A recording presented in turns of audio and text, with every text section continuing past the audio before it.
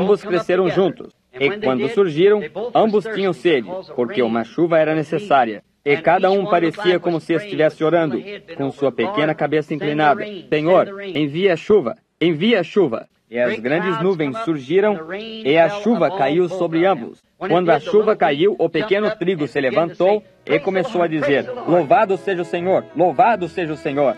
E a pequena erva daninha se levantou exatamente do mesmo lado e disse, louvado seja o Senhor, louvado seja o Senhor. E então a visão foi interrompida.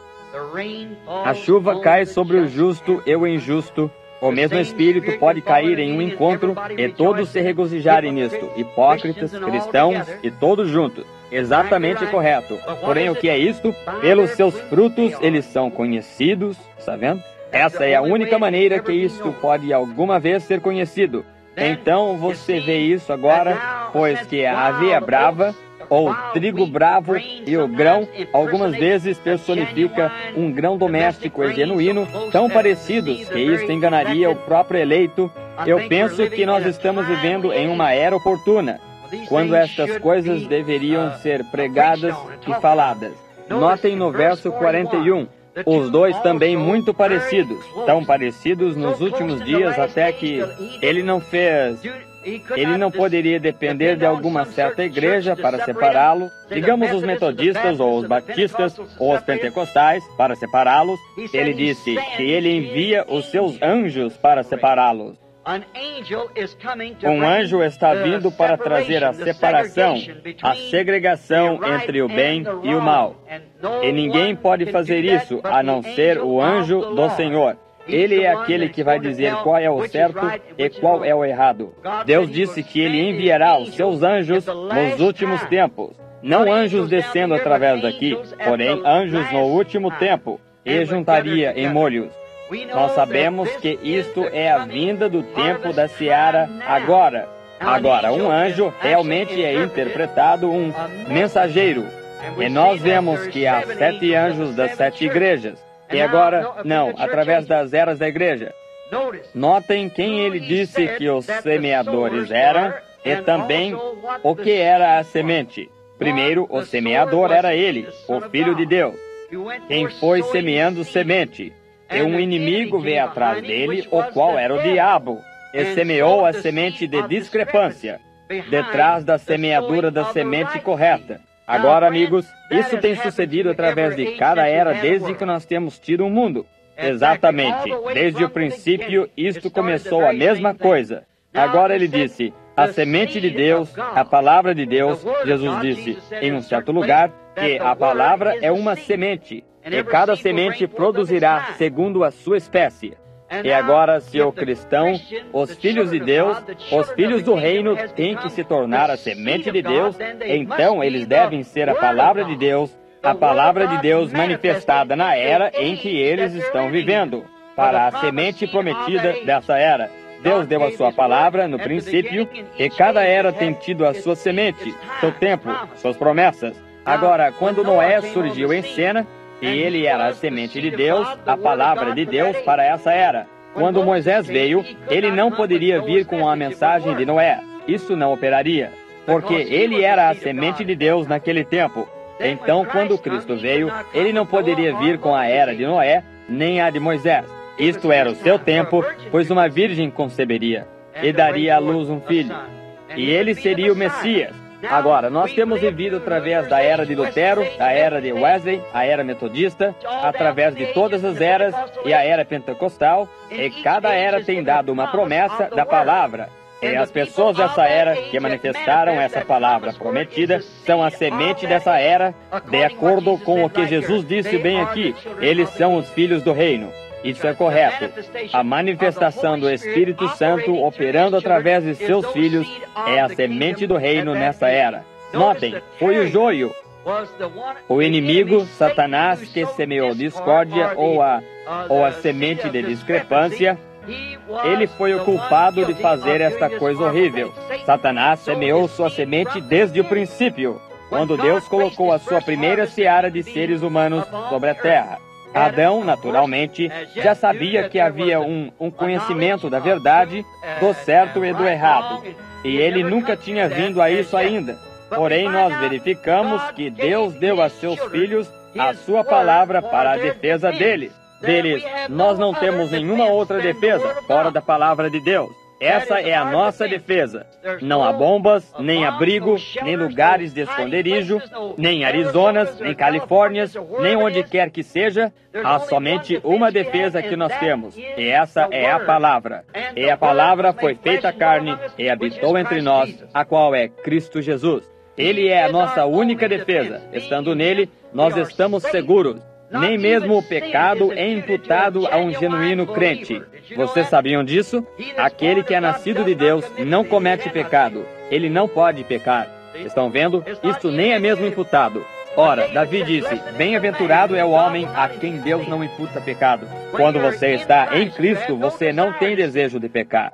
O adorador, uma vez purgado, não mais tem consciência do pecado. Você não deseja isto. Agora, para o mundo, você talvez seja um pecador. Porém, para Deus, você não é, porque você está em Cristo. Como pode você ser um pecador quando você está naquele que não tem pecado? E Deus somente vê a Ele, em quem você está. Agora, neste tempo de seara, no princípio, quando Deus semeou a sua semente sobre a terra e a deu nos corações de seus filhos, sua família, para guardar essa palavra. Aquilo era a única defesa deles. Guardar essa palavra. Aqui veio o inimigo e quebrou essa barreira ao semear a semente de discrepância, contrária à palavra de Deus. Se isso era discrepância no princípio, isto ainda é. Qualquer coisa que adicionar qualquer coisa à palavra de Deus é ainda a semente de discrepância. Eu não me importo de onde isto venha. Se isto é de organização, se isto é de fonte militar, se isto é de poderes políticos, qualquer coisa que é contrária à palavra de Deus é a semente de discrepância. Quando um homem se levanta e diz que ele é um pregador do Evangelho, e diz que os dias de milagres são passados, isso é a semente de discrepância. Quando um homem se levanta e diz que ele é um ministro, um pastor de uma igreja, de algum lugar, e ele não crê que Jesus Cristo é o mesmo em cada detalhe, exceto no corpo físico, o mesmo ontem, hoje e para sempre, isso é a semente de discrepância. Quando ele diz que milagres e a era apostólica passaram, isso é a semente de discrepância.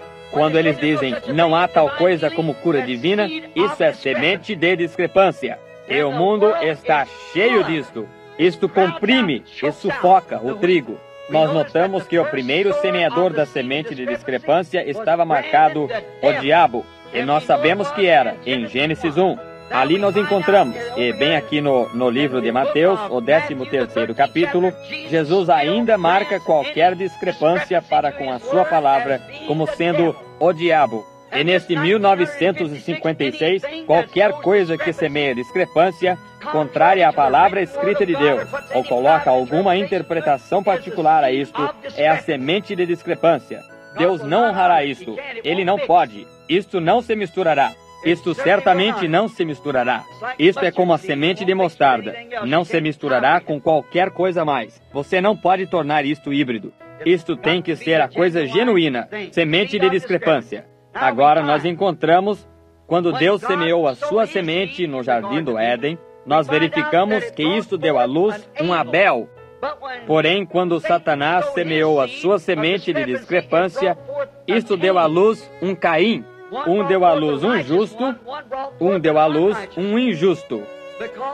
Porque essa Eva ouviu a palavra de discrepância, contrária à palavra de Deus, e isto começou a rolar a bola do pecado exatamente ali, e tem rolado desde então. E nós nunca tiraremos tudo isto fora até que os anjos venham e segreguem a coisa. E Deus tome os seus filhos para o reino, e o joio será queimado. Notem essas duas vinhas. Se nós somente tivéssemos mais tempo sobre este tema, porém, apenas para atingir os pontos sobressalentes, para que nós possamos entrar logo a orar pelos enfermos nos próximos minutos. Notem, suas sementes cresceram juntas exatamente como Deus disse aqui também no 13º capítulo de nosso texto hoje à noite de Mateus. Deixai crescer ambos juntos.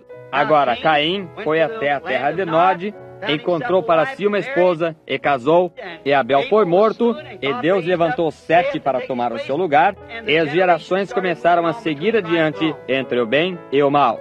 Agora, nós notamos que eles se ajuntaram, cada um deles, vez após vez, e Deus tinha... Isto se tornou tão ímpio, até que Deus teve que destruir isto. Porém, eles finalmente surgiram, até que essas duas sementes, a semente de discrepância e a semente de Deus, brotaram suas genuínas cabeças.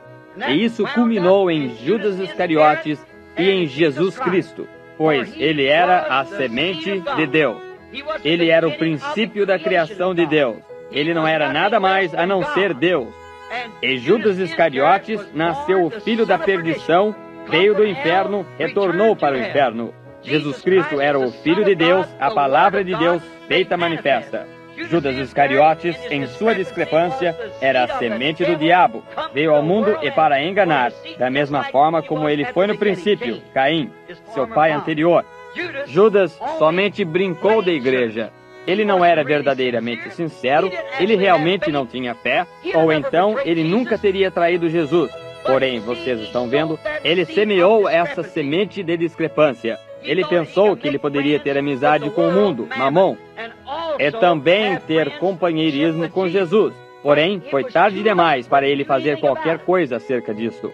Quando a hora da morte veio, quando ele fez esta coisa má, ele cruzou a linha de separação entre seguir adiante ou retornar atrás. Ele teve que ir adiante no caminho que ele foi, como um enganador. Ele semeou a semente de discrepância.